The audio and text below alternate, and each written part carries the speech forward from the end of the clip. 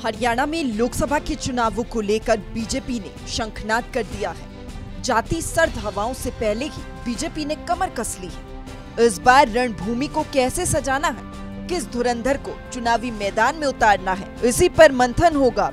फिलहाल बीजेपी के खाते में 10 की 10 सीटें हैं। ऐसे में दिग्गजों की साख के साथ साथ पार्टी का दांव भी लगा हुआ है कि कहीं एक भी सीट खाते से कम ना होने पाए। और अगर ऐसा होता है तो बीजेपी के लिए चुनावी पहाड़ से नीचे की ओर फिसलने जैसा होगा, क्योंकि अब चुनौती कड़ी है। यही वजह है कि पार्टी अब साम दाम दंड भेद सब कुछ अपनाकर अपनी रणनीति के साथ आगे बढ़ रही है। प्रदेश के मुख्यमंत्री मनोहर लाल ने अंबाला से प्रदेश बीजेपी के चुनावी कार्यालयों का उद्घाटन किया। सभी 10 सीटों से वर्चुअली बीजेपी के दिग्गज भी जुड़े। फरीदाबाद से प्रदेश प्रभारी बिप्लब देब जुड़े, तो कुरुक्षेत्र के पीपली से प्रदेश अध्यक्ष नायब सैनी जुड़े। उधर रोहतक से राष्ट्रीय सचिव ओम प्रकाश धनखड़ भी वर्चुअली जुड़े। पानीपत से महामंत्री मोहन बड़ौली वर्चुअली तौर पर जुड़े, तो भिवानी से संसदीय बोर्ड की सदस्य सुधा यादव भी जुड़ी। तो वहीं मुख्यमंत्री मनोहर लाल ने इस दौरान जनता को संबोधित भी किया। मुख्यमंत्री ने इस दौरान कई बड़ी बातें कही।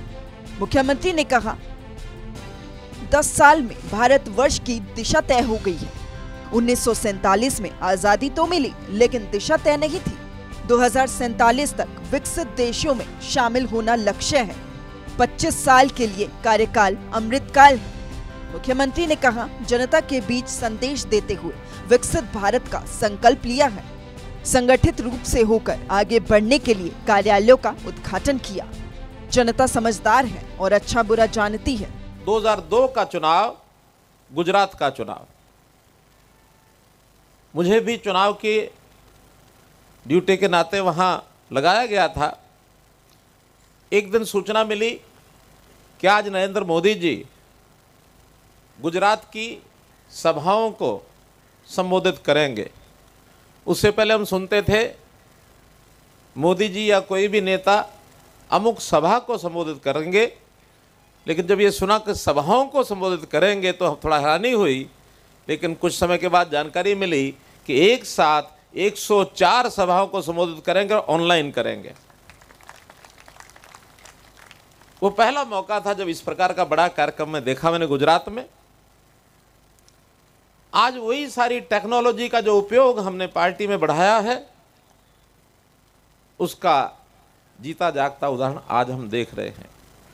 सभी 10 लोकसभा केंद्रों पर आज अपना ये कार्यक्रम हो रहा है। भाई बहनों, वैसे तो कहते हैं कि जब आचार संहिता लगती है उस दिन चुनावी बिगुल बजा है, लेकिन मैं ये कहूँगा कि आज जब अपने लोकसभा के कार्यालयों का उद्घाटन हमने सब कर रहे हैं तो एक प्रकार का चुनावी बिगुल आज बज गया है। और जब चुनावी बिगुल बजता है तो उसके बाद हम सबके लिए, चाहे कोई कार्यकर्ता गली मोहल्ले का हो, बूथ का हो, अथवा प्रदेश और केंद्र स्तर के हमारे नेता कार्यकर्ता हों, उन सब के लिए शब्द प्रयोग किया जाता कि उल्टी गिनती शुरू हो गई है।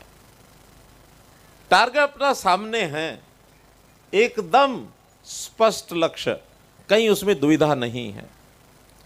क्योंकि हम लगातार पिछले 2 चुनाव से अपने पूर्ण बहुमत की सरकार केंद्र के अंदर देश भर के लोगों की सहायता से, सहयोग से बना रहे हैं।